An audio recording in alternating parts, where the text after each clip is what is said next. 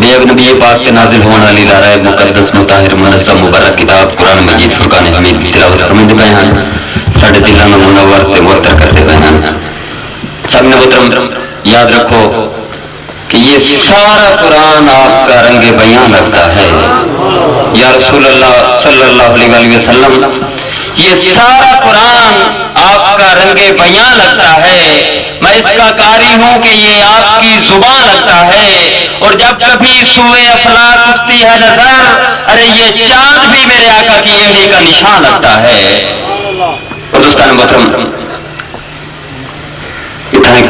میں گزارش کرسا ساڈے جماعت اہل سنت دے دل پذیر و پرتسیر و دلگیر و دل نواز خطیب، بلکہ دنیا کتابت دے شباز خطیب جناب علامہ منیر احمد صاحبی صاحب کو میں گزارش کرتا کہ وہ اسٹیج تشریف کے نام ہے۔ حضرت علامہ جناب علامہ منیر احمد صاحبی صاحب اسٹیج تشریف کے نام ہے۔ اور یہ تو بات دوستو، اس تو قبل کہ میں نعت خان بلاواں ایک ربائی میں نعت دے حوالے نال پیش کرنا۔ لوگ آخر ہیں کہ اتنا تساں عرساں تے خرچہ کردے ہو، اتنی وڈیاں نعتاں دی محفل لگاندے ہو، یہ تمہیں فائدہ کی ہوتا ہے؟ اس گل کا میں جواب دے رہی ہوں کہ دونوں کنارے ہک کر دینا اے دریا تے جو پل ہوتا ہے، گل سچی ہے نا، جب پل بن جائے تو فاصلے سمٹ جاندے ہیں۔ دونوں کنارے ہک کر دینا اے دریا تے جو پل ہوتا ہے، اے جویں گلاں کرن دے ویلے پل دے نیڑے پل ہوتا ہے۔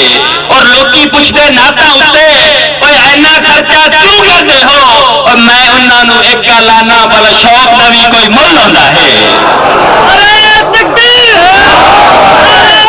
اے دن تے راتاں ایک پاسے، اے عشر زکاتاں ایک پاسے، اوے انمول سوغاتاں ایک پاسے، اے جیتاں تے ماتاں ایک پاسے، سب شبے براتاں ایک پاسے، اوے کائنات دی ہر شے ایک پاسے، سرکار دی نعتاں ایک پاسے۔ نعرہ تکبیر، نعرہ رسالت،